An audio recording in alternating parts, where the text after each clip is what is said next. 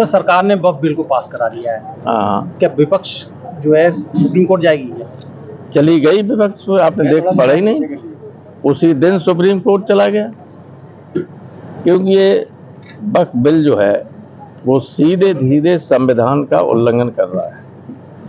हमारे संविधान में जो मौलिक अधिकार है वो संविधान की आत्मा है। उस मौलिक अधिकार में जहाँ से शुरू होते हैं, 14 से शुरू होते हैं, उससे पहले एक लिखा हुआ है आर्टिकल 13 में, खंड 3 में ये सब है कि इस अध्याय के अंतर्गत किसी भी अधिकार को अगर छीना जाता है, संशोधित किया जाता है या सीमित किया जाता है तो वो कानून अवैध होगा।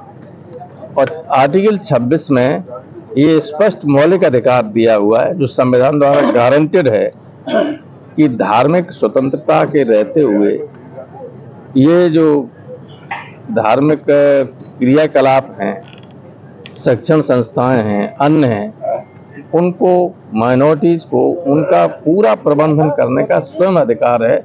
उसमें किसी तरह का कोई भी हस्तक्षेप होगा तो गैर कानूनी होगा।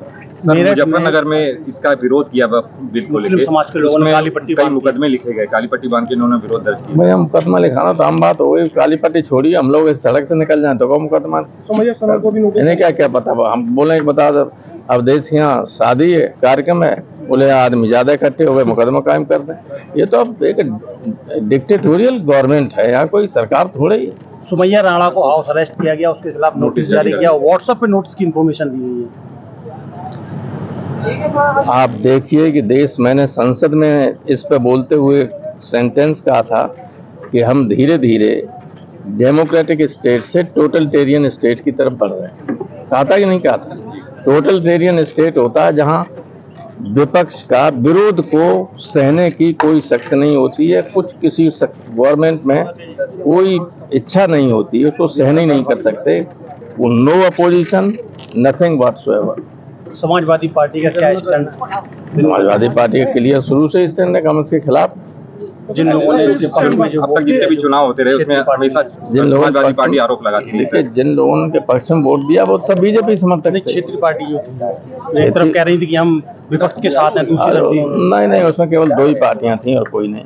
अच्छा, वो मोदी जी के साथ हैं, नीतीश कुमार की, चंद्रबाबू नायडू, और तो सब साथ हैं। सर वोटर लिस्ट को लेकर लगातार मांग हो रही है, उसको लेकर बीजेपी स्वीकृति नहीं दे रही है, क्या चक्कर है, किस तरह का आगे स्टाइल? अब है न्यायालय उसका संज्ञान ले रहा है। प्रोफेसर, देश में सबसे ज्यादा विकास रोजगार के मुद्दे पर बोल रहे हैं, अब सिर्फ धार्मिक मुद्दों पर राजनीति हो रही है। जब कोई गवर्नमेंट जनहित का कोई काम नहीं करती है तो लोगों का ध्यान भटकाने के लिए इसी तरह के मुद्दे सामने लाती है। स्थिति ये है कि परसों जसराना के कुछ लोग आए थे हमारे पास, महिलाएं थीं, जो कह रही थी कि हम लोगों की स्थिति ये है कि भूखे शाम को सोना पड़ता है।